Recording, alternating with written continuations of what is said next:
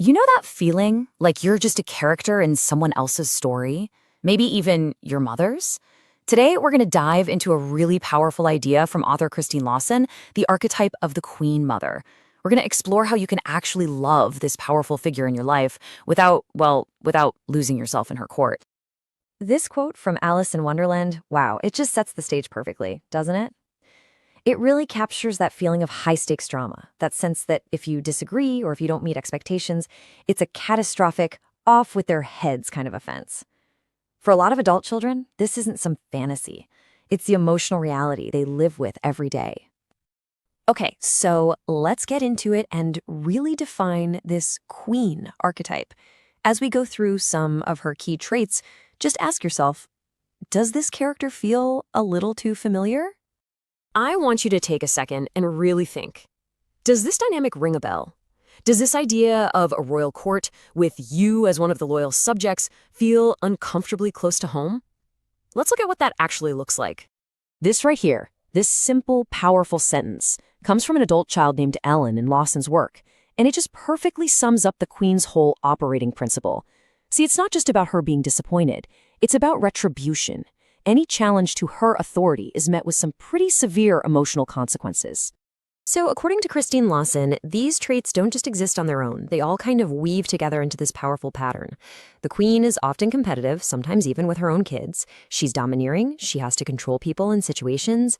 She can be greedy for attention, jealous of any relationship that pulls the focus away from her, and deeply manipulative to make sure her needs are always put first.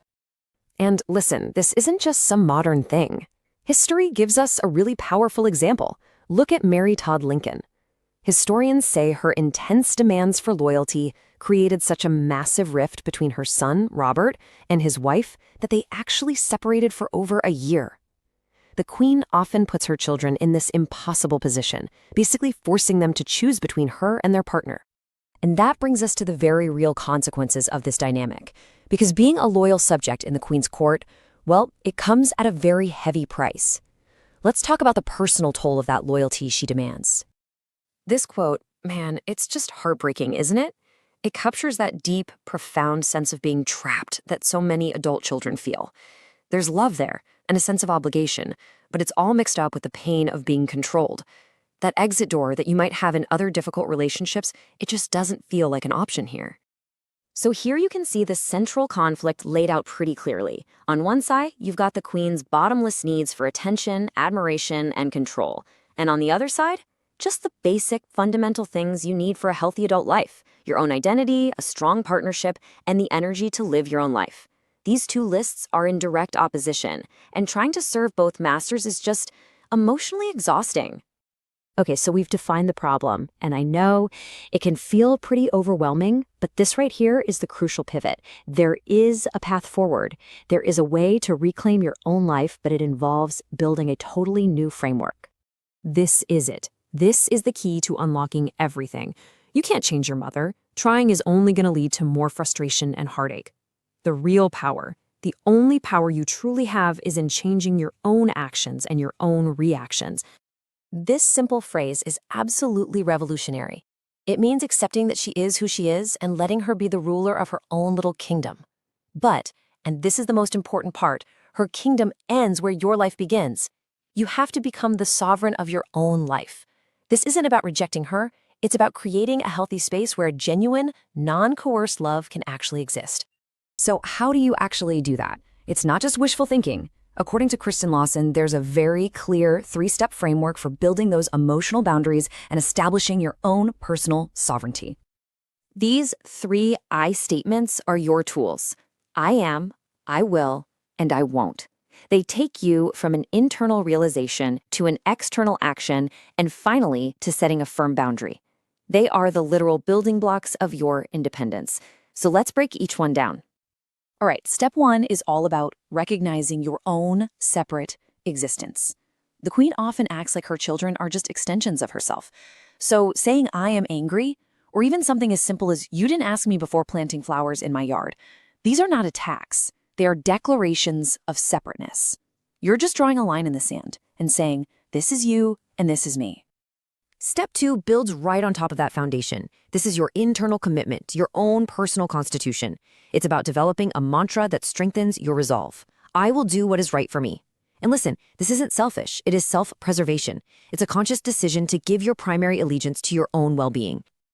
And finally, step 3. This is where the rubber meets the road. I won't is the antidote to feeling powerless. This isn't a threat, it's a clear, calm statement of your limits.